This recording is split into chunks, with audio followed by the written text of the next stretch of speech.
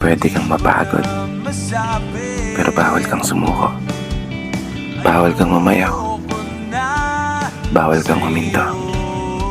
Hindi ka pwedeng panghinaan ng loob para sa mga pangarap mong binuo. Magtiwala ka lang at sundin ang dinidikta ng puso.